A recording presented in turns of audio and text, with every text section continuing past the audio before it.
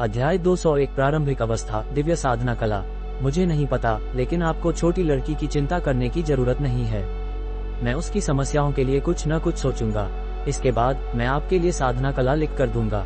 आपको भविष्य में उसकी साधना में उसका मार्गदर्शन करना होगा। अर्जुन ने छोटी लड़की का ध्यान भटकाते हुए एकलता से बात की। तुम्हें सावधान रहना होगा क्योंकि तुम बाहर अकेले हो। अर्जुन एकलता की आवाज में अनिच्छा सुन सकता था। ऐसा लग रहा था जैसे वह दूसरों के लिए चिंता करने की आदत में नहीं थी। अर्जुन मुस्कुराया। उसके लिए यह पहले ही संतोषजनक था कि वह एकलता को अपने बारे में चिंतित कर सकता था। वापस लौटने के बाद अर्जुन ने महसूस किया कि उसे अद्वितीय और जयश्री से विदा लेनी चाहिए। उसने जयश्री को आखिरी बार देखे हुए लगभग आधा महीना बीत चुका था। समय कितनी तेजी से बीता है। जब अर्जुन जयश्री शिखर पर पहुंचा तो वहां कोई महिला शिष्य पहरा नहीं दे रही थी। आजकल जयश्री शिखर पर पुरुष शिष्य भी दिखाई देते थे और यहाँ तक कि जोड़ों को भी वहां देखा जा सकता था। ये कितना अविश्वसनीय था। उसने अद्वितीय के स्थान के बारे में कुछ पूछताछ की और पता चला कि वह अपने एक आंगन में निवास कर रही थी। आखिरकार अद्वितीय आकाश तलवार संप्रदाय में दिव्य अवस्था स्तर की रक्षक थी। उसके साथ व्यवहार बहुत बुरा नहीं होगा। क्या जयश्री शिखर अब पुरुष शिष्यों को प्रवेश करने से नहीं रोकता है? अर्जुन ने अद्वितीय से मिलने पर आश्चर्य के साथ पूछा। हाँ, 10 से अधिक दिनों पहले गुरुजी ने नियमों को समाप्त कर दिया और अब वे पुरुष और महिला शिष्यों को प्यार में पढ़ने से नहीं रोकते हैं। अद्वितीय ने अर्जुन के आश्चर्य को नोट करते हुए उत्तर दिया। अर्जुन ने हंसते हुए कहा, क्या तुम मुझे अंदर बैठने के लिए नहीं बुलाओगी? अद्वितीय अनायास ही लाल हो गई और थोड़ी हिचकिचाहट के बाद अर्जुन को अंदर जाने की अनुमति दी। उसका स्थान बहुत बड़ा नहीं लग रहा था और उसके पास एक छोटा और बेहद आरामदायक रसोई घर था। बर्फ जैसी सफेद दीवारों के खिलाफ एक गुलाबी रंग का सोफा था। सोफे के सामने लकड़ी से बना एक छोटा भोजन की मेज थी। अर्जुन ने अद्वितीय को देखा जो सोफे के पास खड़ी थी। मुझे कुछ समय के लिए चले जाना होगा। अर्जुन ने अद्वितीय के हाथ पकड़े हुए कहा जब वे सोफे पर बैठे। ये कितना लंबा समय होगा? अद्वितीय ने आश्चर्य से अर्जुन को देखते हुए पूछा, थोड़ी बेचैनी महसूस करते हुए। कोई नहीं जानता, लेकिन मेरे वापस आने में काफी समय लग सकता है। अर्जुन ने हल्के से उत्तर दिया। अद्वितीय चुप हो गई क्योंकि उसने अपना सिर झुका लिया, कुछ नहीं कह रही थी। अर्जुन ने भी उसकी प्रतिक्रिया के इस तरह का अनुमान नहीं लगाया था। उसका हाथ पकड़कर उसने इसे अपनी छाती के सामने लाया। अद्वितीय ने आश्चर्य से चीखा, लेकिन उसने विरोध नहीं किया क्योंकि वह चुपचाप अर्जुन की गोद में लेट गई। इस समय उनका रिश्ता पहले ही दोस्ती से आगे बढ़ चुका था। अर्जुन ने और हिचकिचाहट नहीं की क्योंकि वह अपनी विशेषज्ञता के साथ आगे बढ़ा। अद्वितीय के होठों पर एक चुंबन लगाया और अद्वितीय की नाजुक सुगंधित जीभ के साथ बातचीत करने के लिए अपनी जीभ का उपयोग किया। इस बार सभी उम्मीदों के विपरीत अद्वितीय ने जोरदार ढंग से अर्जुन के साथ समन्वय किया क्योंकि उसकी जीभ ने अर्जुन की जीभ के साथ उलझने की पहल की। आनंद में खोई हुई अद्वितीय ने अपनी आंखें बंद कर लीं। धीरे धीरे दोनों सोफे पर लेट गए। अद्वितीय अर्जुन के ऊपर चढ़ गई जब अर्जुन ने अपनी आंखें खोली, बिना किसी झिझक के उसे चूमते हुए। वह संकेतक स्थिति, साथ ही कुछ कठोर महसूस करने के कारण अद्वितीय के गाल लाल हो गए। एक अनुकूलित प्रतिवर्त की तरह अद्वितीय ने अपने पैरों को कसकर साथ निचोड़ लिया, केवल अर्जुन की शरारती हंसी सुनने के लिए, क्योंकि उसके हाथों ने अद्वितीय के आकर्षक नितंबों की खोज की और उन्हें निचोड़ा। उसके नितंबों को नीचे दबाने के लिए अपने हाथों का उपयोग करते हुए अर्जुन ने नीचे से धक्का दिया। उसकी कठोर छड़ तेजी से मजबूत होती गई जब तक कि वह सीधे आकाश की ओर इशारा नहीं कर रही थी। ममम टिल्डा। अद्वितीय के होठों से एक हल्की चीख निकली। उसकी आंखें धीरे धीरे खुली और उनमें एक अवर्णनीय आकर्षण झलक रहा था। अर्जुन ने उसे पलट दिया, उसे नीचे दबाते हुए। उसकी छाती को अद्वितीय के उभरे हुए स्तनों का एहसास हुआ। उसके चेहरे और होठों को चूमते हुए अर्जुन नीचे की ओर बढ़ा और अपनी जीभ का उपयोग करके अद्वितीय के कपड़ों के माध्यम से उसके निपल्स की रूपरेखाओं का पता लगाना शुरू किया। वह लोच और सुगंध कितनी अद्भुत थी। अर्जुन, तुम नहीं कर सकते।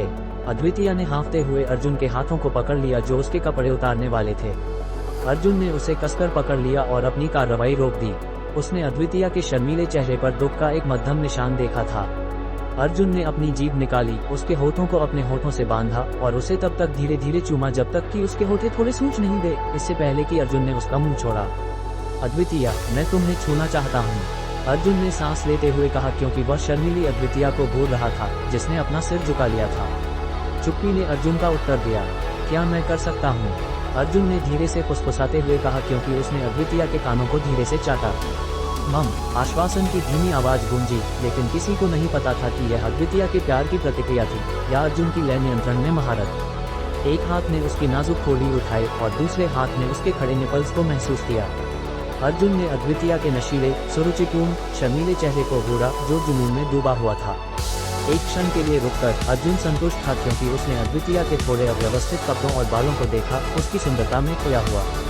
इतना खेद की बात है, अद्वितीया ने केवल अर्जुन के हाथों को अपने ऊपरी शरीर पर स्वतंत्र रूप से घूमने की अनुमति दी।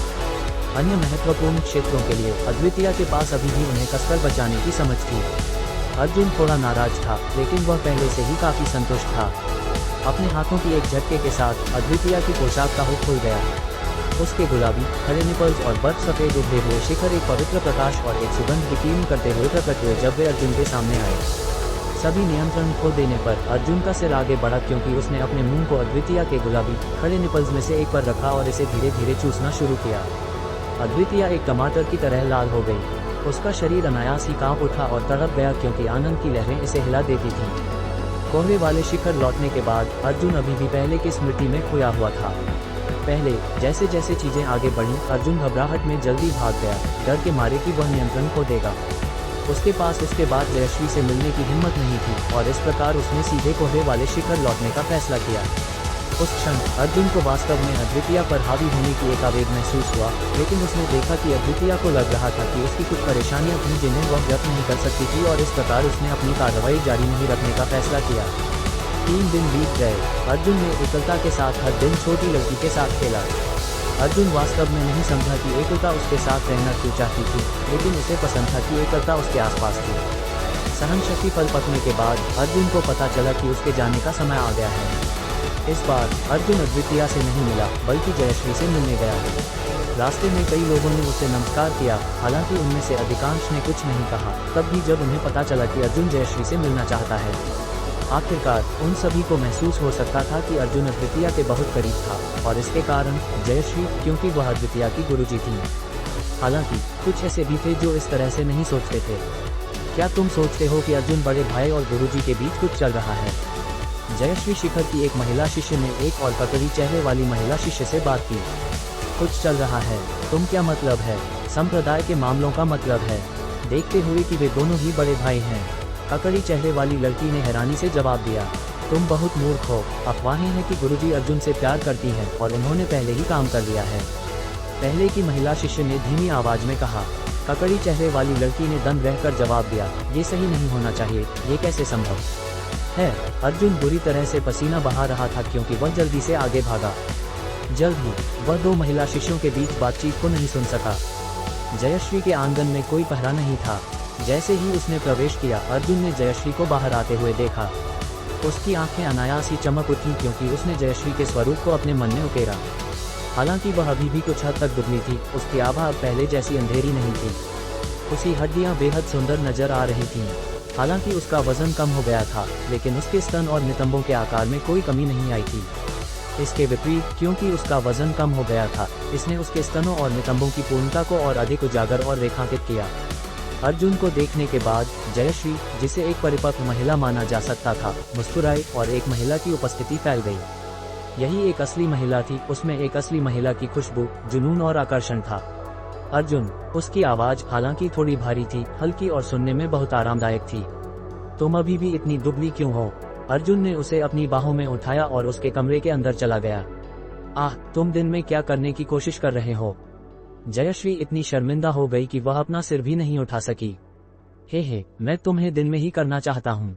अर्जुन मुस्कुराया क्योंकि उसने उसके कान में फुसफुसाया। दरवाजा बंद करो। अर्जुन ने जयश्री को उठाया और उसी शयन कक्ष में चला गया जिसमें उन्होंने पहले किया था। दरवाजा बंद करते हुए उसने जयश्री को उस आरामदायक बिस्तर पर दबा दिया। मैं तुम्हें याद कर रहा था, अर्जुन ने जयश्री को देखते हुए हल्के से कहा। जयश्री ने खुशी से मुस्कुराया। मैं हर एक दिन तुम्हारे बारे में सपने देख रही थी। अर्जुन ने जयश्री के धुएंदार गर्म लाल होठों को चूमा और उसके मुंह में सुगंधित लार को पागलपन से चूसा। उसने अपने दोनों हाथों से समय के प्रवाह से अछूते प्रतीत होने वाले उभरे हुए शिखरों को थामा और उन्हें निचोड़ा। मैं कल जा रहा हूँ। अर्जुन ने उसका मुंह छोड़ दिया। जयश्री एक क्षण के लिए स्तब्ध रह गई, इससे पहले कि वह कड़वी मुस्कान हासिल करे। चूंकि यह मामला है, मैं चाहती हूँ कि तुम आज मुझे अपनी पूरी ताकत से प्यार करो। इसके बाद उसने अर्जुन की गर्दन को नीचे खींचा और चुंबन का एक और दौर शुरू किया। जैसे ही उनकी पोशाक जमीन पर गिरी, अर्जुन ने जयश्री की जैद जैसी त्वचा को धीरे से चूमा जो स्पर्श करने में अविश्वसनीय रूप से चिकनी लग रही थी। जयश्री के बिस्तर पर बैठने पर उसके चेहरे पर वह शर्मीला लुक उसके द्वारा महसूस किए गए इच्छा को छिपाने में सक्षम नहीं था। क्या शीर्ष स्तर का नमूना था। अर्जुन को अचानक द्वैत साधना विधि याद आ गई। जयश्री के चेहरे पर इच्छा देखकर उसे पता चला कि वह पहले से ही जुनून में फंस चुकी थी। अर्जुन ने जयश्री के चेहरे के लुक का आनंद लेने के बाद अपनी छड़ को खिसकाया और उसमें प्रवेश किया। जैसे ही उसने प्रवेश किया, उसने द्वैत साधना विधि के अनुसार अपनी प्राण ऊर्जा का संचार किया, क्योंकि वह उसका आनंद ले रहा था। शायद इसलिए क्योंकि उसे पता था कि अर्जुन जा रहा है। जयश्री आज असाधारण रूप से जुनूनी थी, और जब प्राण अर्जुन की छड़ तक पहुंची तो अर्जुन स्पष्ट रूप से महसूस कर सकता था कि जहां उसका यांग और उसका यीन जुड़े थे, वहां एक शुद्ध ऊर्जा का अस्तित्व था, जैसा कि यह उसके शरीर में बहती थी। जमे हुए झटके में वह चिंतित था कि यह साधना कला कोई दानवी तकनीक थी जो अपनी यांग ऊर्जा को पोषण देने के लिए महिला की यीन ऊर्जा चुराती थी।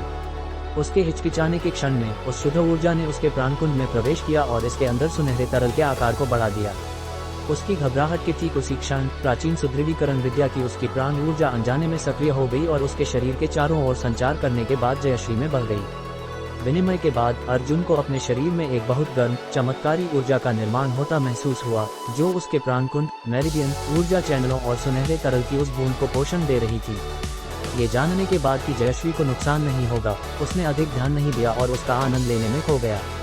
धीरे धीरे अर्जुन ने पाया कि प्रत्येक विनिमय के साथ ऊर्जा की मात्रा कम हो गई। चमत्कारी ऊर्जा की मात्रा में पहली बार जब उसने विनिमय का अनुभव किया था, उसकी तुलना में भारी कमी थी। अब केवल एक मामूली मात्रा में ऊर्जा थी। जयश्री ऐसी लग रही थी जैसे वह भी अपने शरीर में बदलाव महसूस कर सकती थी जब वह अपनी आंखों में एक जंगली नजर के साथ अर्जुन को देख रही थी। तीसरी चाची, क्या आप मुझ पर चढ़ने की परवाह करेंगी? अध्याय 202 स्वर्ण विद्युत पंख वाले गरुड़ की महिला स्वामी से पुनः मुलाकात। जयश्री ने थोड़ी देर हिचकिचाते हुए, शर्माते हुए अपना शरीर पलटा और अर्जुन के ऊपर चढ़ गई। वह पूरा सफेद आकर्षक नितंब ऊपर की ओर उठा हुआ था, जैसा कि उसने अर्जुन को अपने भीतर मार्गदर्शन दिया। ... हाल ही में पके हुए सहनशक्ति वर्धक फल जयश्री के लिए छोड़ते हुए उसने उसे और 6 अन्य फल भी दिए। अर्जुन उसकी आंखों में चौंकाने वाली नजर के बारे में सोचकर हंसने से खुद को नहीं रोक सका। सुविधानुसार वह अद्वितीय के स्थान पर भी गया और उसे सहनशक्ति वर्धक और शरीर वर्धक फल देकर मेघकोहरा शिखर लौट आया। जाने से पहले वह उन लोगों की शक्ति को बढ़ाना चाहता था जिनकी वह परवाह करता था। बहुत दुर्भाग्य की बात थी कि कोई छोटी पुनरुज्जीवन गोलियां नहीं बची थीं। अगर होती तो वह जयश्री को कुछ दे देता। क्या तुम कल जा रहे हो? एकलता ने पूछा। ऐसा लग रहा था कि उसके मन में कुछ था। हाँ, मैं तुम्हें बाद में कुछ अच्छा दूंगा, अर्जुन ने उत्तर दिया। तुम्हें पता होना चाहिए कि यह क्या है। ये तुम्हारे और छोटी लड़की के लिए है। भालू रूप और सारस रूप के लिए तुम्हें साधना करनी चाहिए और फिर छोटी लड़की का मार्गदर्शन करना चाहिए। अभी के लिए अन्य साधना कलाओं को नजरअंदाज करो। अगर दिन कथा स्तर की साधना कलाएं हैं तो तुम इस पर विचार कर सकते हो। ओह हाँ, छोटी लड़की को मत बताना कि वह भालू रूप सीख रही है। वह भालुओं से नफरत करती है। अर्जुन ने एकलता को कुछ फल और वह पशु त्वचा कागज भी दे दिया। उसने उसे घूरने का मौका लिया। वह सुंदरता और पवित्रता का प्रतीक थी। अर्जुन अपने मन में उसके बारे में कल्पना करके उसकी छवि को अपवित्र नहीं करना चाहता था। ऐसा लगता था जैसे उसने अभी पाप किया हो। मैं कल यहाँ से चुपचाप चला जाऊंगा, इसलिए छोटी लड़की को मत बताना, अर्जुन ने जाते समय कहा। एकलता जानती थी कि अर्जुन अकेले जाना चाहता था, लेकिन वह उसे विदा करने की तीव्र इच्छा को रोक नहीं पाए। रात को साधना में बिताते हुए अर्जुन अपने अंतरिक्ष क्षेत्र में प्रवेश किया और द्वैत साधना तकनीक का एक बार फिर सूक्ष्मता से अध्ययन किया। उसने उस सुबह जयश्री के साथ अपने संयुक्त मिलन के बारे में सोचा, विशेष रूप से स्थितियां और जयश्री का वह जुनूनी, वासना से भरा चेहरा। द्वैत साधना विधि द्वारा उत्पन्न ऊर्जा सबसे शुद्ध थी। इससे अर्जुन असाधारण रूप से आनंदित हुआ। विशेष रूप से पहली बार ऊर्जा उत्पन्न होने पर यह आधे साल की कठिन साधना के प्रयासों के बराबर थी। ये द्वैत साधना का लाभ था, जो इस कारण भी था कि इस तकनीक की साधना करने वाले लोगों को आमतौर पर बहुत सारी विभिन्न महिलाओं की आवश्यकता होती थी। अगले दिन सूर्योदय से पहले अर्जुन पहले ही फीनिक्स पर सवार होकर पहाड़ों से नीचे उड़ गया। अर्जुन ने छायाओं में खड़ी एक सुंदर आकृति को नहीं देखा जो उसे चुपचाप उड़ते हुए देख रही थी। पहाड़ों से बाहर निकलने के बाद अर्जुन ने अग्नि पक्षी को अपनी गति धीमी करने और स्वर्गीय स्वर्ग की दिशा में जाने का आदेश दिया। अर्जुन अग्निज्वाला से मिलने का इरादा रखता था, क्योंकि उसने उसे आखिरी बार देखे हुए लगभग 8 महीने बीत चुके थे। अर्जुन दोपहर तक स्वर्गीय स्वर्ग पहुंचा। उतरने के बाद वह स्वर्गीय स्वर्ग की ओर चल पड़ा। अर्जुन ने उम्मीद नहीं की थी कि वेट्रेस वही होगी जिससे उसकी पहली बार यहाँ आने पर मुलाकात हुई थी। अर्जुन को देखकर वेट्रेस आश्चर्यचकित लेकिन खुश थी, जिससे अर्जुन थोड़ा दंग रह गया। महोदय, आप यहाँ कैसे हैं? बॉस ने कहा था कि अगर आप यहाँ हो तो हमें आपको उनसे मिलने के लिए ले जाना होगा। वेट्रेस मुस्कुराए। क्या इतनी जल्दी? अर्जुन ने अपनी नाक पर हाथ फेरा और हंसा। बॉस ने तुरंत कहा है। वेट्रेस हंसी और अर्जुन को ऊपर ले गई। अर्जुन एक बार फिर उस बालकनी में प्रवेश कर गया जिसका क्षेत्र एक विशाल मैदान के बराबर था। हालांकि उसने जो देखा उससे वह बिजली का झटका लगने वाले आदमी की तरह स्तब्ध रह गया। दूरी पर एक महिला एक सुंदर नृत्य में तलवार चला रही थी। उसकी गति एक उड़ने वाले पक्षी के समान थी। उसकी तरलता एक बाढ़ वाले ड्रैगन जैसी थी, भव्य और चमकदार, जबकि 1000 साल पुराने वृक्ष जैसी जीवन शक्ति का एहसास कराती थी। वह बादलों से आधी ढकी चंद्रमा और हवा में तैरती बर्फ की तरह थी। जैसे ही अर्जुन ने महिला के चेहरे के भावों को देखा, वह पूरी तरह से दंग रह गया। यह महिला वही थी जिसे उसने पहले स्वर्ण विंगेड थंडर कंडोर के ऊपर खड़े देखा था। उसके भौहें एक सुंदर चाप में थीं और उसकी आंखें आकाश में सिरियस तारे की तरह चमक रही थीं। उसकी आंखों के रंग में सबसे शुद्ध काले रंग का आभास था और इसमें अनंत गहराई थी। उसकी आंखों की अभिव्यक्ति में एक स्वाभाविक अवज्ञा थी और उस बर्फ जैसे शरीर ने लोगों को एक अभूतपूर्व सुंदरता का एहसास कराया। उसका शरीर लंबा और पतला था। उसके कंधे चाकू की धार की तरह थे और उसकी कमर पानी के सांप की तरह लचीली थी। अर्जुन ने मूर्ख की तरह उस महिला को घूरा जिसकी सुंदरता का स्तर उसकी गुरुजी के समान था। उसकी सुंदरता फूलों के खिलने जैसी थी जो उनमें तीव्र इच्छा पैदा करती थी जो उसे देखते थे। उसे उसकी ओर एक आकर्षण महसूस हुआ जैसे एक पतंगा रोशनी की ओर उड़ता है। शुरुआत में इस महिला ने अर्जुन को नहीं देखा, या अधिक सटीक रूप से उसने अनायास ही अर्जुन को स्वर्गीय स्वर्ग की एक महिला वेट्रेस मान लिया। जब उसने करीब से देखा और महसूस किया कि यह व्यक्ति एक पुरुष है, तो उसके शरीर की प्राण ऊर्जा भयंकरता से बाहर निकलने लगी। उस शक्तिशाली आभा का सामना करते हुए अर्जुन अभी भी इसका सामना कर सकता था। न केवल इतना, बल्कि उसने आभा के दबाव को चुपचाप भी भंग कर दिया, जिससे महिला की आंखों में आश्चर्य चमका।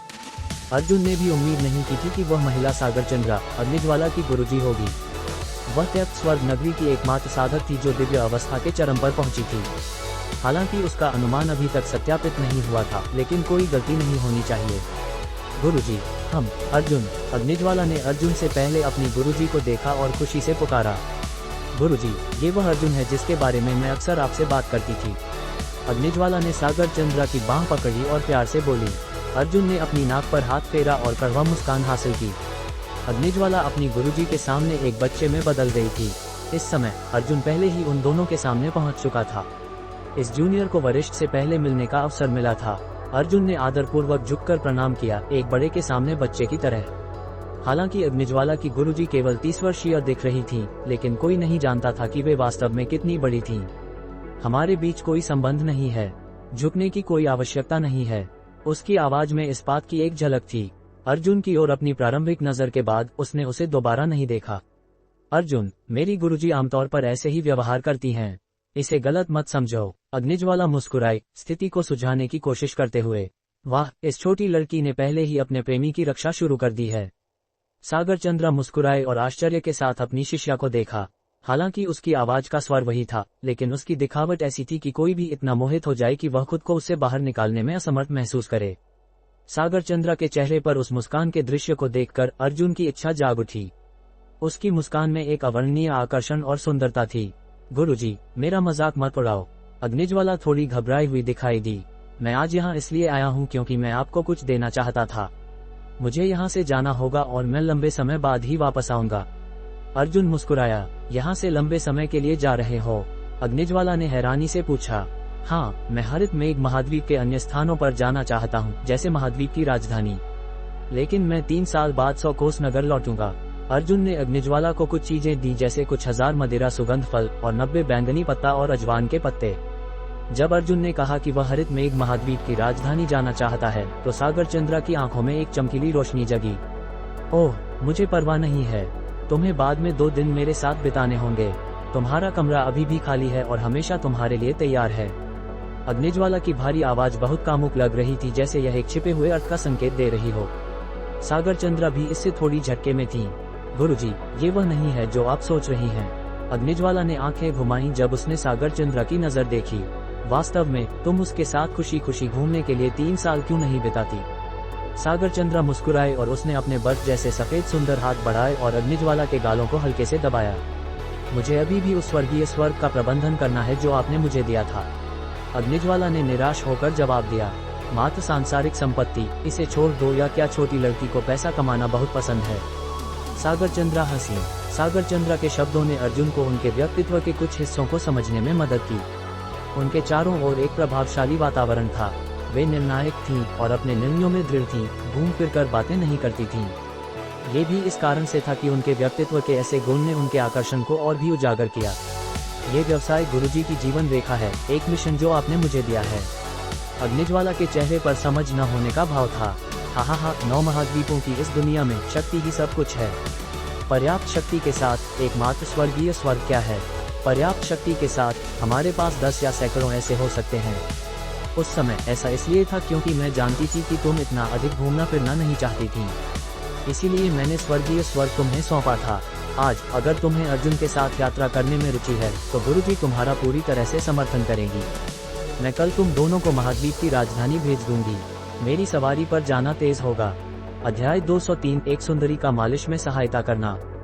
गुरुजी, क्या हम वाकई ऐसा कर सकते हैं? अग्निज्वाला ने सागर चंद्रा की बांह पकड़ी और पूछा, साथ ही वह चोरी छिपे अर्जुन की ओर देख रही थी। गुरुजी ने तुमसे कब झूठ बोला है? गुरुजी ने तुम्हें पहले नहीं बताया था, लेकिन मेरा घर वास्तव में हरित मेघ महाद्वीप में है। आखिरकार तुम मेरी इकलौती शिष्या हो, इसलिए मैं इस मौके का लाभ उठाकर तुम्हें अपने घर परिचित कराने ले जा सकती हूँ। सागर चंद्रा ने हंसते हुए कहा। अर्जुन चुप था क्योंकि वह बस छोड़ दिया गया था। इस महिला की जिद साधारण स्तर की नहीं है। मुझे आश्चर्य है कि क्या वह किसी पुरुष के साथ बिस्तर पर भी इतनी ही जिद्दी होगी। अर्जुन ने उस पुरुष के प्रति ईर्ष्या महसूस करते हुए बुराई से सोचा जो उसके साथ होगा। क्या गुरुजी के परिवार में बहुत से लोग हैं? अग्निज्वाला ने आशंकित होकर पूछा। अग्निज्वाला को घबराते हुए देखकर सागर चंद्रा के कामुक लाल होठों को मुस्कान आ गई। यहाँ तक कि अर्जुन, जिसने एकलता जैसी महिला को देखा था, वह भी उस अद्वितीय सुंदरता को घूरते हुए दंग रह गया। मैं परिवार में इकलौती बच्ची हूँ और हमारे परिवार में केवल 3 लोग हैं, मैं और मेरे माता पिता। वे बहुत अच्छे लोग हैं और जब वे तुमसे मिलेंगे तो निश्चित रूप से तुम्हें पसंद करेंगे। सागर चंद्रा मुस्कुरा कर बोली। इस महिला की हर मुस्कान और हर त्रुटि दूसरों को उसकी लय में ले जाती थी और यहाँ तक कि दूसरों की भावनाओं को भी प्रभावित करती थी। जब कोई उसे मुस्कुराते देखता तो वह अनायास ही मुस्कुरा उठता। जब देखता कि वह खुश है तो व्यक्ति खुश महसूस करता। जब देखता कि वह उदास है तो व्यक्ति उदास भी महसूस करता। ये गुरु शिष्या जोड़ी सबसे अच्छी थी। अर्जुन पहले ही सोच चुका था कि अग्निज्वाला एक बहुत ही नशीली डायन थी। उस महिला को देखने के बाद, जो उसके पिछले जीवन के इतिहास में उल्लिखित किसी व्यक्ति के तुलनीय थी, जो देश को नष्ट कर सकती थी और लोगों को पीड़ा पहुंचा सकती थी, उसने महसूस किया कि वह एक महान डायन थी, जबकि अग्निज्वाला को केवल कम साधना वाली एक छोटी डायन माना जा सकता था। अर्जुन, चलो कल ही साथ चलते हैं, अग्निज्वाला ने कहा। हालांकि ऐसा लग रहा था कि वह अर्जुन की नजरों से थोड़ा बच रही थी। सागर चंद्रा ने अपनी इस शिष्या को देखा जिसका स्वभाव और रूप बहुत अच्छा था। उसने कभी नहीं सोचा था कि वह प्यार की भावनाओं में इतनी जल्दी डूब जाएगी और खुद इससे अनजान होगी। बस ये साथी थोड़ा अजीब था, ये सोचकर कि वह उसके साधना के स्तर का मूल्यांकन नहीं कर पाए। उसे लगा चाहिए कि वह युवा था, बहुत युवा। ठीक है, लेकिन इस स्वर्गीय स्वर्ग के लिए आपकी क्या योजना है? अर्जुन ने धीरे से मुस्कुराते हुए पूछा। कोई बात नहीं, त्यक्त स्वर्ग नगरी में कोई भी यहाँ परेशानी पैदा करने की हिम्मत नहीं करेगा, इसलिए मैं इसे यांशुए के हवाले कर सकती हूँ। शायद मैं कुछ देर बाद वापस आऊंगी। तुम दोनों बातें जारी रखो, मैं आराम करने जाती हूँ। सागर चंद्रा ने अग्निज्वाला को गर्मजोशी से देखा और कहा, इससे पहले कि वह मुड़कर अग्निज्वाला के कमरे की ओर चल पड़ी। उसका ढीला काला कोट उसकी पीठ को रात की रानी या संप्रभु जैसा दिखा रहा था। तो वह तुम्हारी गुरुजी हैं? अर्जुन ने अपनी नशीली नजर हटाई और अग्निज्वाला की ओर देखा। क्यों, क्या तुम मेरी गुरुजी से पहले मिल चुके हो? अग्निज्वाला ने झटके से अर्जुन को देखा। त्यक्त स्वर्ग नगरी आने के पहले दिन मैंने उन्हें एक नजर देखा था। वे एक स्वर्ण विंगेट थंडर कंडोर की पीठ पर खड़ी थीं। मैंने केवल महसूस किया कि वे बहुत मजबूत हैं, लेकिन कभी अनुमान नहीं लगाया कि वे तुम्हारी गुरुजी हैं और त्यक्त स्वर्ग नगरी की सबसे मजबूत व्यक्ति हैं। ऐसा देखते हुए ऐसा लगता है कि उन्हें त्यक्त स्वर्ग नगरी का व्यक्ति नहीं माना जा सकता। अर्जुन ने कहा, मुझे लगता है कि मेरी गुरुजी को देवताओं के वर्ग में शामिल माना जा सकता है। मैंने उनसे ज्यादा सुंदर किसी महिला को नहीं देखा है। अग्निज्वाला मुस्कुराए और अर्जुन को देखा। उसके शब्दों में अपनी गुरुजी के लिए गर्व और सम्मान छिपा नहीं सकी। तुम खुद भी बुरी नहीं हो, इसलिए अपने लिए मानक कम मत रखो। ये तय करने में कि कोई सुंदर है या नहीं, वास्तव में कई कारक होते हैं। ये व्यक्तिगत दृष्टिकोण पर भी निर्भर करता है। अर्जुन हंसा और बोला। अग्निज्वाला ने अर्जुन के शब्द सुनकर बहुत खुशी महसूस की, लेकिन फिर भी शर्म से सिर थोड़ा झुका लिया। अर्जुन, क्या हरित मेघ महाद्वीप में तुम्हें कुछ काम है? नहीं, मैं बस देखना चाहता हूँ और वहाँ बाहर की दुनिया को देखना चाहता हूँ। क्या वे हमेशा नहीं कहते कि 1000 किताबें पढ़ो और 1000 कोस चलो? ज्यादा बाहर निकलना अच्छा है।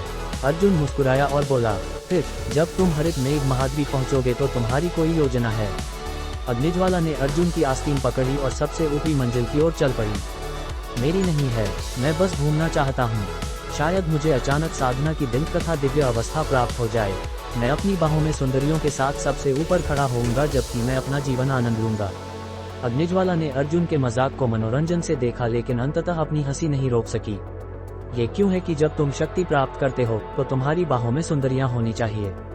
क्या सुंदरियां उन लोगों के लिए केवल सहायक वस्तुएं हैं जिन्होंने शक्ति प्राप्त कर ली है? अर्जुन ने अपनी नाक पर हाथ फेरा और कहा, ये घर पर एक छोटे भाई का भीतरी वाक्य है। मैं बस इसे उपयोग के लिए उधार ले रहा हूँ। अर्जुन अजीब तरह से मुस्कुराया। अर्जुन के भाव ने अग्निज्वाला को एक मोहक और नशीली हंसी हासिल करने पर मजबूर कर दिया। जब अर्जुन ने इसे सुना तो उसे कसकर पकड़ने और उसके सुगठित शरीर को निचोड़ने की इच्छा हुई। जब वे छत पर पहुंचे तो सर्दी की दोपहर की सूरज की रोशनी न केवल सुंदर थी बल्कि हृदय को गर्माहट भी देती थी। छत का केवल आधा हिस्सा ढका हुआ था जबकि दूसरे आधे हिस्से को विशेष लकड़ी के तख्तों से तंबू बनाया गया था जिसके नीचे एक सोफा और एक बिस्तर था। ये गर्मियों और सर्दियों दोनों में छाया में रहकर सूरज का आनंद लेने के लिए बहुत उपयुक्त था। छत के किनारे के ऊपर खड़े होने से उन्हें एक अच्छा दृश्य मिला। वे आसपास के दृश्यों और यहाँ तक कि दूर के लेकिन धुंधले पहाड़ी दृश्य को भी देख सकते थे।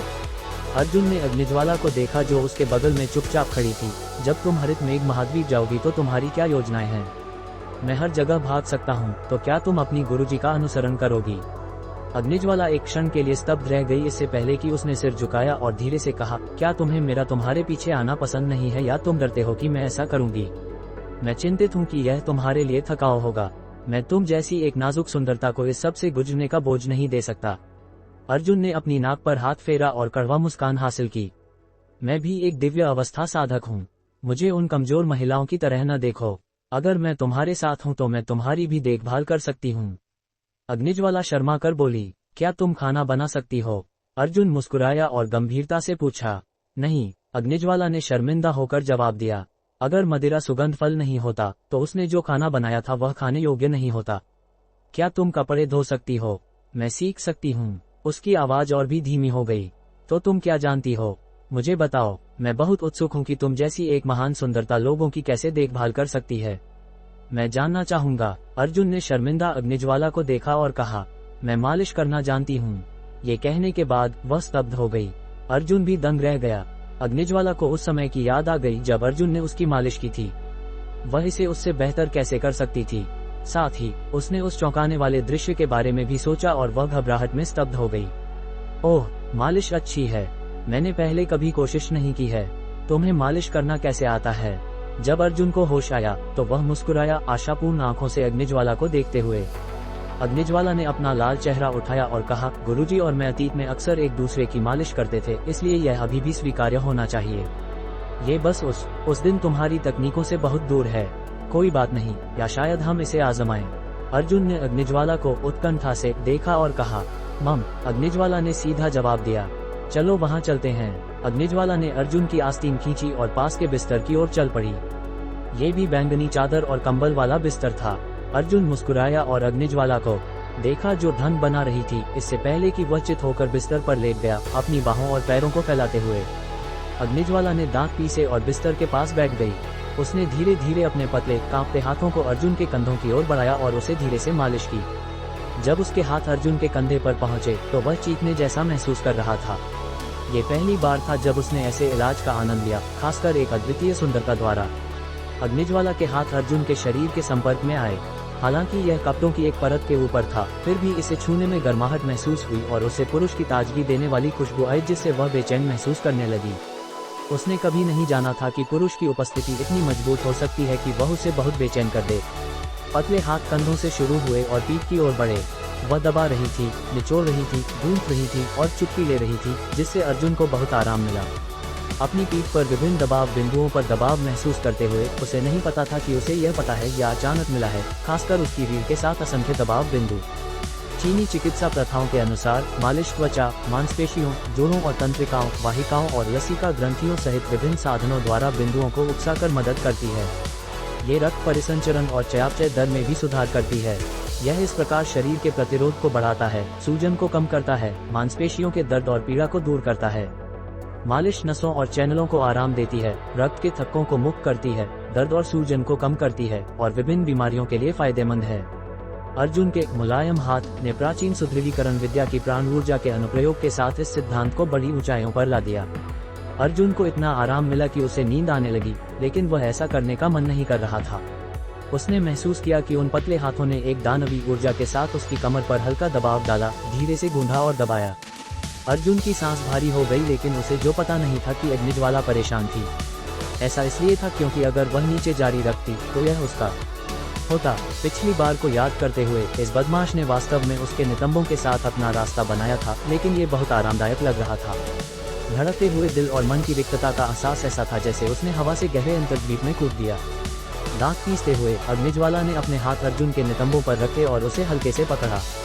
अर्जुन ने आराम की एक अश्लील चीख निकाली। उस आवाज ने अग्निज्वाला को लाल कर दिया और उसने उसके नितंबों को एक बार पकड़ने के बाद अपने हाथ वापस खींच लिए। उसकी त्वचा इतनी पतली थी कि उसकी गर्दन भी गुलाबी रंग की परत से ढक गई थी, जिससे अर्जुन को लार टपकने लगी। अध्याय 204 रक्तलुवान। क्या तुमने उस दिन मुझसे ज्यादा जोर से नहीं चिल्लाया था? लेकिन मैंने मालिश पूरी की थी, है ना? अर्जुन मुस्कुराते हुए बैठ गया। इसके बारे में बात मत करो, तुम्हें इसकी अनुमति नहीं है, अग्निज्वाला ने घबराहट से कहा। उसे याद आया कि कैसे उसके पास अर्जुन को रोकने के लिए पुकारने की भी ताकत नहीं थी, लेकिन वह उन शर्मनाक चीखों को रोक नहीं पाई थी। तुम्हारे हुनर बुरे नहीं हैं और यह वास्तव में आरामदायक है। कोई आश्चर्य नहीं कि उस दिन तुम बहुत परेशान करते हो। तुम्हें इसके बारे में फिर से बात करने की अनुमति नहीं है। या फिर क्या मुझे तुम्हें एक और मालिश देनी चाहिए? अर्जुन मुस्कुराया और बोला, नहीं, अग्निज्वाला ने दृढ़ता से कहा। उसका लाल चेहरा विशेष रूप से आकर्षक था।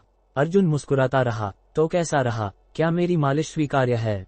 अग्निज्वाला ने सिर झुकाकर धीरे से कहा, यह अच्छा है, लेकिन ये पूरा नहीं हुआ। आमतौर पर जब ये पूरा नहीं होता तो यह वास्तव में असहज होता है। देखो मैंने पिछली बार पूरी मालिश कैसे की थी। अर्जुन को लगा कि यह एक दुर्भाग्य की बात थी। उसने महसूस किया कि नितंब, जिसकी केवल थोड़ी देर के लिए मालिश की गई थी, अभी भी झुंझुना रहा था और वह और अधिक चाहता था। पूरी दोपहरी के लिए अर्जुन ने उस जिद्दी महिला सागर चंद्रा को फिर नहीं देखा। वह उसे देखना चाहता था क्योंकि यह एक अच्छा दृश्य देखने जैसा था। वह उन क्षणों में से कुछ को याद रखना चाहता था जहां वह विशेष रूप से सुंदर थी। दोपहर में अर्जुन और अग्निज्वाला ने हाल ही में घटित हुई घटनाओं के बारे में खुशी खुशी बातचीत की। विपरीत लिंग के दो सदस्यों का साथ में आनंददायक समय बिताना वास्तव में एक बहुत ही सरल बात थी, इस शर्त के साथ कि उन दोनों का एक दूसरे के प्रति अनुकूल प्रभाव था। कम से कम अर्जुन का अग्निज्वाला के बारे में एक बहुत ही सुखद प्रभाव था। तुम्हें एक साथ इतने सारे प्रकार के फल कैसे मिल गए? ये वास्तव में आश्चर्यजनक है। मैंने इसे खुद उगाया है, लेकिन मुझे आशा है कि तुम इसे कम नहीं आंकोगे। इनमें से बहुतेरे नहीं हैं। अर्जुन ने शर्मिंदा होकर अपनी नाक पर हाथ फेरा और कहा। अग्निज्वाला अर्जुन को देखकर शब्दहीन रह गई। जब उसने अर्जुन के शब्द सुने तो उसे वास्तव में उसे गला घोंटने का मन किया। रात में अर्जुन ने विशेष रूप से बैंगनी जैद अमरलोक से कछुओं और काली मछलियों के साथ खुद एक भोजन पकाया। इसके अलावा उसने मदिरा, सुगंध फल, बैंगनी पत्ता और अजवान भी मिलाए। अर्जुन बहुत खुश था कि इन मसालों के स्वाद एक दूसरे से नहीं टकराए। अर्जुन के वास्तव में स्वार्थी उद्देश्य थे। वह ये देखना चाहता था कि क्या वह महिला, जो इतनी भव्य सुंदरता वाली थी और जिसकी सुंदरता देश को नष्ट कर सकती थी और लोगों को पीड़ा पहुंचा सकती थी, अच्छे भोजन को पसंद करेगी या नहीं। हालांकि अर्जुन निराश हो गया कि प्रारंभिक थोड़ी बेचैनी के अलावा उसने केवल एक कटोरी सर्वांगीण पोषक सूप और कुछ काली मछली पी, लेकिन उसके बाद कुछ भी प्रकट नहीं किया। अर्जुन उदास महसूस करने लगा। ऐसा लग रहा था जैसे वह बात करना पसंद नहीं करती थी, या कम से कम उससे नहीं। उसने उसे ज्यादा नहीं देखा, जिससे अर्जुन खास तौर पर एक असफल व्यक्ति की तरह महसूस करने लगा। जिस चीज का वह गर्व करता था वह उसके सामने उल्लेखनीय नहीं लग रही थी। शायद इसलिए कि उसने अर्जुन की उदासी महसूस की थी। अग्निज्वाला ने अर्जुन और सागर चंद्रा दोनों से बात करना जारी रखा। उसने अर्जुन के लिए सूप का एक अतिरिक्त सर्विंग भी लाया। ये देखकर सागर चंद्रा एक मोहक मुस्कान के साथ हंस पड़ी, लेकिन एक शब्द भी नहीं बोली। अर्जुन को एक बार फिर उस आश्चर्यजनक सुंदर मुस्कान का मौका मिला। अर्जुन का मन सागर चंद्रा की छवियों से भर गया। उसने उसके सुंदर भौहों और उसकी चमकदार गहरी आंखों की कल्पना की, जो तारों की तरह चमक रही थी लेकिन स्याही जैसी काली थी। उसके लुक्स बाकी दुनिया के लिए अवज्ञा से भरे प्रतीत होते थे। वह निश्चित नहीं था कि ऐसी महिला पर कौन हावी हो सकेगा। अगले दिन अग्निज्वाला ने स्वर्गीय स्वर्ग के मामलों को मेयानशुए को सौंप दिया, जिसमें अर्जुन द्वारा दिया गया मसाला भी शामिल था। सागर चंद्रा ने एक स्पष्ट पुकार लगाई, जबकि अर्जुन के चेहरे का रंग गंभीर हो गया। ऐसा इसलिए था क्योंकि वह अपने ज्वलंत पक्षी की उपस्थिति महसूस कर सकता था। जब वह कल स्वर्ग आया था तो उसने ज्वलंत पक्षी को बैंगनी जैद अमरलोक में वापस नहीं जाने दिया था। अर्जुन ने एक बार फिर सुंदर स्वर्ण विद्युत गरुड़ को देखा, लेकिन उसके पीछे उसका ज्वलंत पक्षी था जो स्वर्ण विद्युत गरुड़ जितना बड़ा था। ऐसा लग रहा था जैसे स्वर्ण विद्युत गरुड़ उसके ज्वलंत पक्षी को हटाने की कोशिश कर रहा था। अर्जुन स्तब्ध खड़ा रह गया। क्या ये हो सकता है कि उसका ज्वलंत पक्षी नर था जबकि स्वर्ण विद्युत गरुड़ मादा थी? जब ज्वलंत पक्षी ने अर्जुन को देखा तो वह खुशी से उसके ऊपर घूमने लगा। हालांकि सागर चंद्रा ने आश्चर्य से ज्वलंत पक्षी को देखा और फिर अपनी उस गहरी आंखों से अर्जुन को देखा जो स्याही जैसी काली थीं। उसने उस अनूठी और मोहक आवाज में बोला, मुझे तुम्हारा बड़ा पक्षी पसंद है। अर्जुन सागर चंद्रा को स्तब्ध होकर देखता रहा, जबकि उसका दिमाग मुझे तुम्हारा बड़ा पक्षी पसंद है शब्दों से भर गया। अर्जुन को पूरे शरीर में एक अजीब लेकिन उत्साहित एहसास हुआ। अर्जुन ने कभी नहीं सोचा या हिम्मत नहीं की थी कि एक देवी जैसी महिला जिसमें एक भव्य आभा थी ऐसे शब्द कहे। अगर उसे उसके वर्तमान विचारों का पता चल जाता तो वह अग्निज्वाला जानती थी कि क्या वह उसका विनाश कर देगी। अर्जुन ने सागर चंद्रा को देखा और कड़वा मुस्कान हासिल करते हुए कहा, हालांकि मेरा पक्षी बहुत बड़ा है, मेरे पास ये केवल एक है। आप इसे देख सकती हैं और जितना चाहें छू सकती हैं। आप इस पर सवारी भी कर सकती हैं या इसके साथ खेल सकती हैं, लेकिन मैं इसे आपको नहीं दे सकता। अग्निज्वाला ने थोड़े अजीब भाव से अर्जुन को देखा, जिससे उसे अपराध बोध हुआ। अर्जुन नहीं जानता था कि क्या वह पक्षी वाले मुद्दे से अवगत थी, लेकिन वह निश्चित रूप से जानता था कि सागर चंद्रा नहीं समझी। हालांकि अर्जुन को बाद में थोड़ा डर भी लगा। उसे लगा कि वह वास्तव में बहुत अश्लील था। सागर चंद्रा ने अपनी नजर ज्वलंत पक्षी से हटा ली। उसने उन शब्दों को कहते समय केवल एक छोटे क्षण के लिए अर्जुन की ओर देखा था, जिससे अर्जुन को इस घमंडी महिला पर थोड़ी नाराजगी महसूस हुई। इसीलिए उसने अपने आप को खुश महसूस कराने के लिए इस अवसर का लाभ उठाने का फैसला किया। चूंकि आपके पास रक्त लुवान जैसा खजाना है, तो निश्चित रूप से आपकी नजर मेरे स्वर्ण विद्युत गरुड़ पर नहीं पड़ेगी। अर्जुन के लिए उसके ऐसे स्वर में बोलना एक दुर्लभ अवसर था। वह भी हैरान था, क्या ये हो सकता है कि ज्वलंत पक्षी भी इस दुनिया में मौजूद था? वह खुद को नहीं रोक सका और पूछा, रक्त लुवान क्या है? क्या तुम रक्त लुवान के बारे में नहीं जानते? तुम्हारे पास एक है लेकिन तुम नहीं जानते कि यह क्या है। सागर चंद्रा ने हैरानी से अर्जुन को देखा और पूछा, परेशान महसूस करते हुए। नहीं, मुझे ये ज्वलंत पक्षी संयोग से मिला था। अर्जुन ने करीब करीब सच ही कहा। ज्वलंत पक्षी, ये भी सही है। रक्तलुवान 9 महाद्वीपों की दुनिया में एक उत्परिवर्तित पशु है। कहा जाता है कि यह ज्वलंत फीनिक्स के समान रक्त विरासत का है और ये दंतकथा फीनिक्स में विकसित हो सकता है। हालांकि संभावना बहुत कम है क्योंकि फीनिक्स 9 महाद्वीपों की दुनिया में एक दंतकथा दिव्य पशु है। सागर चंद्रा ने लालसा से अर्जुन के ज्वलंत पक्षी को देखा। उत्परिवर्तित पशु, अर्जुन उन्हें पूरी तरह से भूल गया था और केवल अपने ज्वलंत पक्षी के बारे में जानता था। अब उसे एहसास हुआ कि ज्वलंत पक्षी वास्तव में 9 महाद्वीपों की दुनिया में रक्तलुवान था। ये किताब में कहा गया था कि रक्तलुवान सभी उत्परिवर्तित पशुओं में से एक मजबूत शक्ति थी और सभी में से सबसे मजबूत में से एक थी। फीनिक्स के रूप में यह एक दंतकथा उच्च श्रेणी का दानवी पशु था, लेकिन किसी ने इसे पहले कभी नहीं देखा था। तुम रक्तलुवान को अग्निज्वाला के साथ ले जा सकते हो, मैं आगे रहूंगी। ये कहने के बाद वह एक परी की तरह सैर करते हुए स्वर्ण विद्युत गरुड़ पर चढ़ गई। अग्निज्वाला अभी भी अर्जुन के सुंदर बड़े पक्षी को देखते हुए अचंभे में थी। उसने एक बार कहा था कि जब उसे अपना खुद का दानवी पशु मिलेगा तो वह उसे उन स्थानों पर ले जाएगी जहां वह जाना चाहता था। अब यह इतना बेतुका महसूस हुआ। उसे सामान्य लोगों की तरह कैसे देखा जा सकता था? अग्निज्वाला जितना अधिक सोचती उतना अधिक असहाय महसूस करती। 1 साल से भी कम समय में वह पहले ही उसका पीछा करने में असमर्थ हो गई थी। जब उसने पहली बार उसे देखा तो उसकी तुलना में उसका बेहतर नेतृत्व था। चलो चढ़ जाओ। अर्जुन ने अग्निज्वाला का छोटा हाथ पकड़ा और उसे ज्वलंत पक्षी की पीठ पर खींच लिया।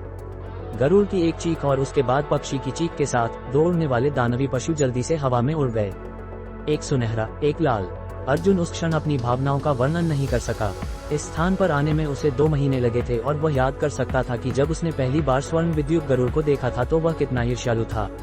एक छोटे साल के भीतर उसने एक उड़ने वाले दानवी पशु को पकड़ने में कामयाबी हासिल कर ली थी जो स्वर्ण विद्युत गरुड़ से भी मजबूत था। दूसरों की ईर्ष्यालु निगाहों पर नीचे से देखना बहुत अच्छा लग रहा था। वाह, स्वर्ण विद्युत गरुड़, क्या बड़ा पक्षी है। क्या तुम्हारे पास भी एक बड़ा पक्षी नहीं है? महिला ने मजाक से कहा। मेरे पास कब था? पुरुष ने पूछा। क्या तुम्हारे नीचे एक बड़ा पक्षी नहीं है? महिला ने एक आकर्षक और भ्रामक स्वर में कहा। पुरुष। अर्जुन ने अपनी तेज सुनने की क्षमता से बातचीत बहुत स्पष्ट रूप से सुनी।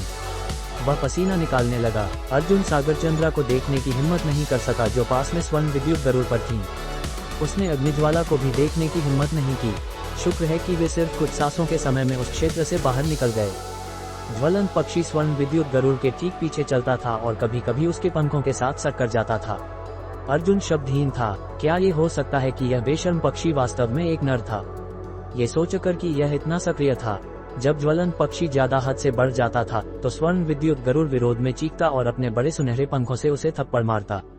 हालांकि बेशर्म पक्षी न केवल डरा नहीं बल्कि आसानी से इसे झेल भी लेता। अर्जुन वास्तव में काफी शब्दहीन था। उसने आश्चर्य किया कि क्या स्वर्ण विद्युत गरुड़ पहले ही ज्वलंत पक्षी द्वारा हासिल कर लिया गया था। जब वे त्यक्त स्वर्ग नगरी से बाहर निकले तो ज्वलंत पक्षी और स्वर्ण विद्युत गरुड़ साथ साथ उड़े। उन्होंने 200 मीटर की परिधि ले ली जो एक फुटबॉल मैदान के समान थी। हो सकता है कि उनके पंख बहुत बड़े थे, इसलिए जब वे फड़फड़ा रहे थे तो यह विशेष रूप से उछला नहीं। ये पहली बार था जब अर्जुन ने लंबी दूरी की उड़ान का अनुभव किया और वह विशेष रूप से उत्साहित था। त्यक्त स्वर्ग नगरी के आधे हिस्से को कवर करने में उसे 2 महीने लगे थे और त्यक्त स्वर्ग नगरी हरित मेघ महाद्वीप के उत्तर पश्चिम में था। ये पश्चिम की ओर अधिक था जबकि महाद्वीप की राजधानी पूर्व की ओर अधिक थी। आखिरकार कोई स्थान जितना अधिक पूर्व में होता वह उतना ही समृद्ध मध्य महाद्वीप के करीब होता। ऊंचा उड़ने से अर्जुन को 9 आकाशों से परे शब्द याद आया, लेकिन उसने बस सिर हिला दिया।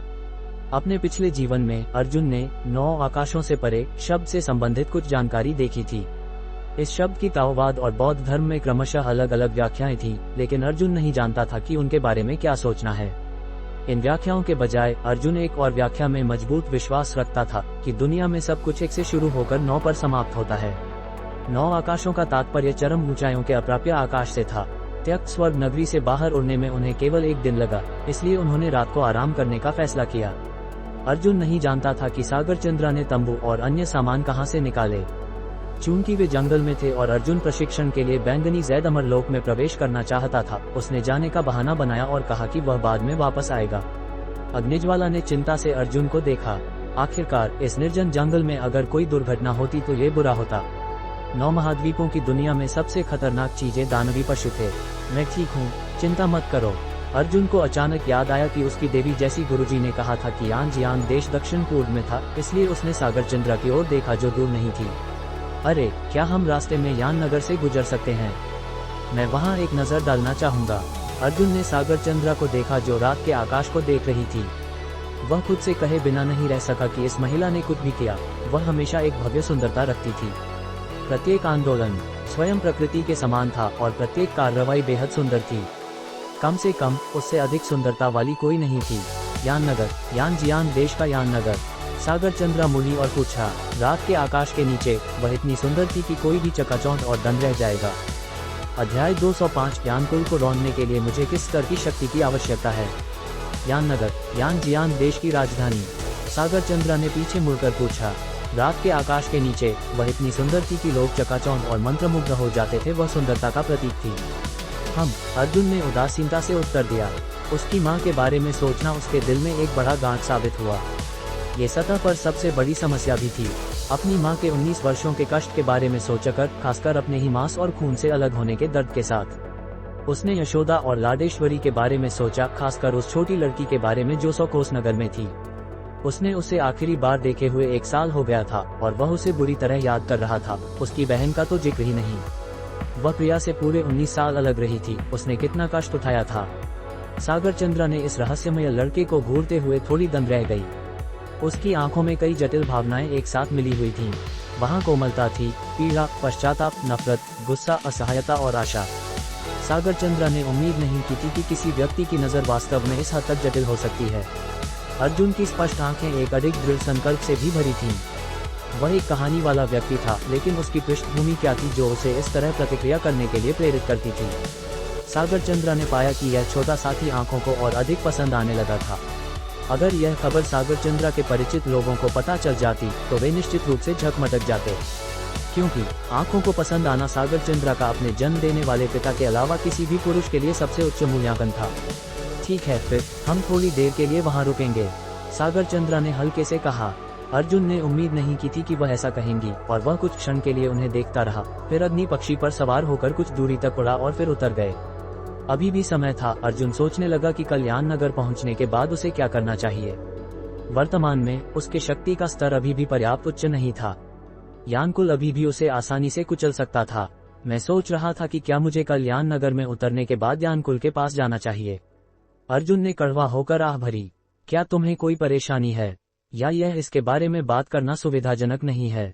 अगर तुम्हें कोई आपत्ति नहीं है तो मैं एक श्रोता बन सकती हूँ, शायद तुम्हें बेहतर महसूस होगा। अर्जुन ने वास्तव में पहले ही सागर चंद्रा को देख लिया था, लेकिन अनदेखा कर रहा था। इसके बाद उसने आश्चर्य से उनके दिल को हिला देने वाले चेहरे को देखा। अर्जुन ने उम्मीद नहीं की थी कि वह यहाँ होंगी। वह कितनी भी सुंदर क्यों न हो, ऐसी महिला के साथ सार्वजनिक रूप से करने की संभावना अर्जुन के दिमाग में भी नहीं आई थी, जो हर चीज से उदासीन प्रतीत होती थी। तुम यहाँ आने का क्या उद्देश्य है? अर्जुन ने अप्रसन्नता से सागर चंद्रा की ओर देखा और पूछा, क्या तुम सोचते हो कि मैं वास्तव में तुम्हारी चिंता करती हूँ और मैं तुम्हारे मामलों में हस्तक्षेप करना चाहती हूँ?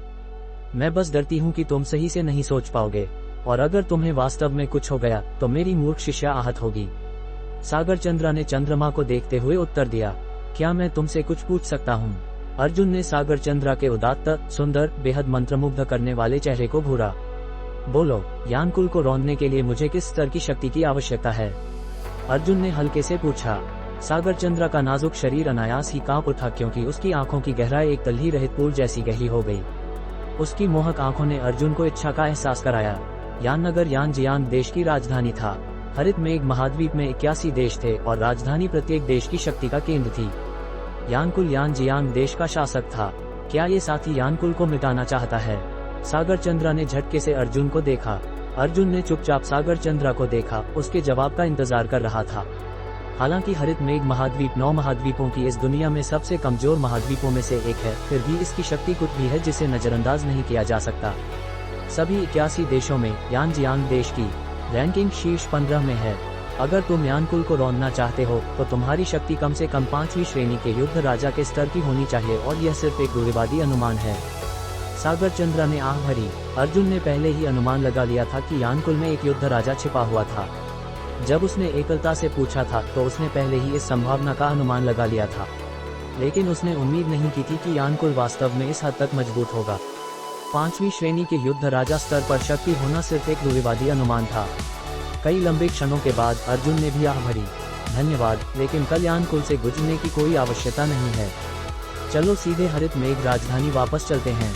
अर्जुन ने सागर चंद्रा की ओर देखकर मुस्कुराते हुए कहा, यह अच्छा है कि तुम ठीक हो। तुम्हारी क्षमता के आधार पर ये समय की बात है। मुझे उम्मीद है कि तुम अपना धैर्य बनाए रखोगे। यह ऐसी चीज है जिसे जल्दबाजी में नहीं किया जा सकता। जब तुम परिपक्व हो जाओगे तो ये सभी कांटेदार समस्याएं तुम्हारी हथेली के महज पलटने से आसानी से हल हो जाएंगी। अगर तुम महान कार्य करना चाहते हो तो तुम्हें सहनशीलता सीखनी होगी। सागर की गहरी काली आंखें सुंदरता और बुद्धि से भरी थीं। वे एक आभा का उत्सर्जन करती थी जिससे लोग स्वेच्छा से उपासना करने के लिए झुक जाते थे। सागर चंद्रा चली गई। उसे पता था कि अर्जुन को अकेले रहने की आवश्यकता थी। उसके जाने के बाद अर्जुन बैंगनी जैद अमरलोक में प्रवेश कर गया और पागलपन से साधना में डूब गया। 5वीं श्रेणी का युद्ध राजा, वह कितनी दूर था। उसने नहीं सोचा था कि यानकुल में ऐसा चरित्र होगा। किसी कुलीन के घर में शादी करके प्रवेश करना गहरे समुद्र में प्रवेश करने जैसा है। ये सोचना कि उसकी माँ स्वयं एक शिकार थी। इस दया और आभार के ऋण को चुकाने के लिए ऐसा लगता था कि उसे प्राचीन सुदृढ़ीकरण विद्या की 5वीं स्वर्गीय परत में विराम लेना होगा। बस इतना सोचने से अर्जुन अत्यंत निराश हो गया। अगर मेरे अग्नि पक्षी की फीनिक्स वंश परत जागृत हो जाती तो यह मेरे लिए अपार मदद होती। अर्जुन जानता था कि एक बार जब उसकी सवारी की वंश परत जागृत हो जाएगी तो ये युद्ध राजा स्तर का दानवी पशु होगा। हालांकि यह उम्मीद होने की बहुत कम संभावना थी। ऐसा था जैसे वह विशाल महासागर में सुई की खोज कर रहा हो। भालू रूप के लिए अर्जुन पहले ही इससे परिचित हो चुका था। उसके दिल में दबी हुई भावनाओं को भालू रूप के निष्पादन द्वारा बाहर निकाला गया था। लगती है भद्दी भालू रूप की अपनी विशेषज्ञता थी। उदाहरण के लिए भालू का चक्कर बेज डैजल शरीर का एक साधारण हिलना प्रतीत होता था, लेकिन कंपन की शक्ति जो चाल में निहित थी वह अत्यंत भयानक थी। जब चरम तक साधा जाता तो ये किसी के शरीर को यहाँ तक कि इस्पात को भी तोड़ने में सक्षम बनाता था। अर्जुन ने उस अनाम साधना कला का संचालन किया। वर्तमान में वह पहले ही इससे अत्यंत परिचित था। उसके शरीर को लगातार भारीपन महसूस हो रहा था और अर्जुन जानता था कि वह लघु सफलता अवस्था की सीमाओं तक पहुंचने से ज्यादा दूर नहीं था। भालू रूप की लघु सफलता अवस्था तब प्राप्त हुई जब कोई अपने शरीर के वजन को बढ़ाने के लिए प्रशिक्षित करता, जबकि महान सफलता अवस्था तब प्राप्त हुई जब कोई अपने शरीर को फिर से हल्का महसूस करने के लिए प्रशिक्षित करता। महान पूर्णता अवस्था के लिए, इसके लिए किसी को इसे स्वयं अनुभव करने की आवश्यकता होगी। एक भद्दा शरीर भद्दी चालें चलाता है, लेकिन इसमें निहित शक्ति अविश्वसनीय रूप से हिंसक थी। वह चीरने की शक्ति शुद्ध बर्बरता थी। हालांकि शरीर की गति भद्दी दिखती थी, भुजाएं अतुलनीय रूप से फुर्तीली थीं। जैसे ही अर्जुन ने वर्णित तरीके से अपने शरीर को अचानक हिलाया, उसे अचानक एक चमत्कारिक एहसास हुआ। ऐसा लगा जैसे उसके दिल में निहित सभी बोझ और नकारात्मक भावनाओं को तकनीक के निष्पादन के माध्यम से बाहर निकाल दिया गया था। अर्जुन के खड़े होने की जगह के चारों ओर दरारें दिखाई दीं। दरारें 2 मीटर चौड़ी और उतनी ही लंबी थीं। दरारें मकड़ी के जाले की तरह दिखती थीं। ये भालू रूप की लघु सफलता अवस्था थी। झटके के एक क्षण के बाद अर्जुन ने इसकी पुष्टि की। उसके शरीर में शक्ति के उस वृद्धि और कमी ने अर्जुन को एहसास कराया कि वह भालू रूप की लघु सफलता अवस्था तक पहुंच चुका था। हालांकि वह चमत्कारिक एहसास जो अर्जुन ने महसूस किया, वह अभी भी उसके दिमाग में बना हुआ था। भालू के चक्कर का वह झटका वास्तव में दबाव और क्रोध द्वारा बढ़ाए गए मनुष्य के शरीर की नकारात्मक ऊर्जा का उपयोग कर सकता था। किसने सोचा होगा कि भालू रूप किसी के दिल और दिमाग को साफ करने और तनाव को कम करने में सक्षम होगा। श्रेणी जिससे भालू रूप संबंधित था, जीवन पोषण कला, वास्तव में व्यर्थ नाम नहीं था। अर्जुन नहीं जानता था कि उसका भालू का चक्कर पहले ही एक बहुत उच्च गहन क्षेत्र तक पहुंच चुका था, उसके तलवार सत्य के क्षेत्र के समान। दरार वाला आसपास का क्षेत्र इसका प्रमाण था। हालांकि अर्जुन इस बारे में अवगत नहीं था कि वह वास्तव में किस स्तर पर पहुंच गया था। अर्जुन ने अपना शेष समय प्राचीन सुदृढ़ीकरण विद्या की साधना में बिताया। अर्जुन का इरादा जल्द से जल्द 4थी स्वर्गीय परत के चरम तक पहुंचने और 5वीं में विराम लेने का मौका खोजने का था। केवल प्राचीन सुदृढ़ीकरण विद्या की 5वीं स्वर्गीय परत में कदम रखकर ही उसे यानकुल का मुकाबला करने की सबसे छोटी उम्मीद होगी।